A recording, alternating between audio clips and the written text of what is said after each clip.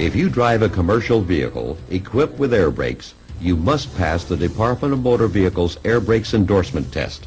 Not only will you be tested as to how to use air brakes, you must know something about the parts of an air brake system and know how to inspect the system.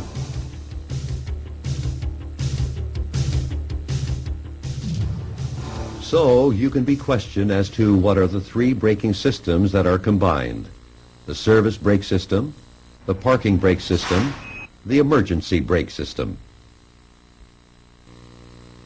What kind of air is used to make the brakes work? Compressed air. An important part of the air brake system is the air compressor. What does the air compressor do? The air compressor pumps air into the air storage tanks. What does the air compressor governor control? It controls when the compressor will pump air into the storage tanks. How much compressed air must the storage tanks hold? Enough air to allow the brakes to be used several times, even if the air compressor stops working.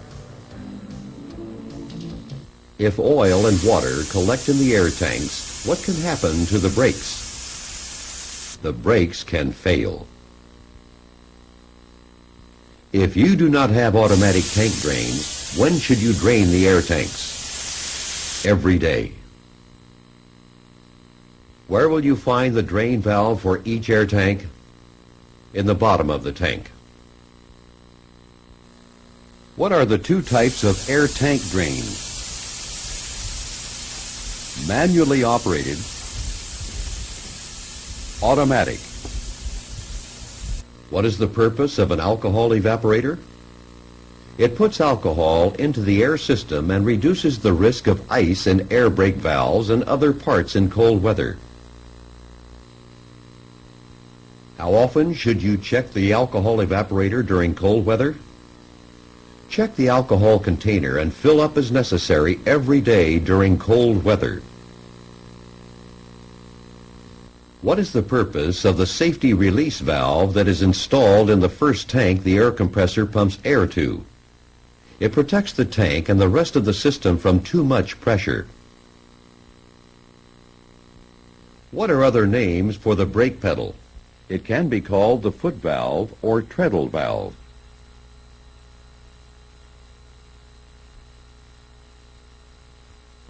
What can happen if the brake pedal is pressed and released too often? Air can be let out of the system faster than the air compressor can replace it. Where are foundation brakes found?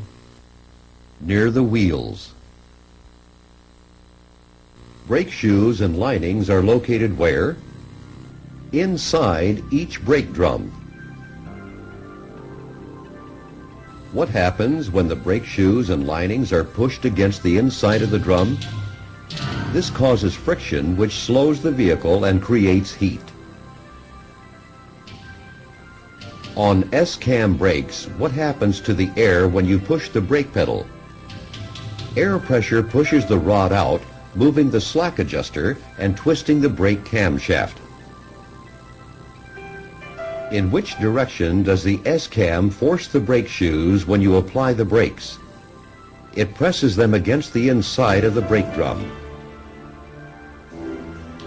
If the air compressor begins to leak, what keeps air in the tanks? The one-way check valve. Vehicles with air brakes must have an air pressure gauge that tells you how much pressure is in the air tanks and available for braking. What kind of warning signal is required on vehicles with air brakes? A low air pressure warning signal that will come on before the air pressure in the tanks falls below 60 pounds per square inch on most vehicles. What are three types of low air pressure warning devices? A red light, or a buzzer, or a wigwag. What is used to turn on the stop lights in an air brake system? An electric switch that works by air pressure. During normal driving, parking and emergency brakes are usually held back by air pressure.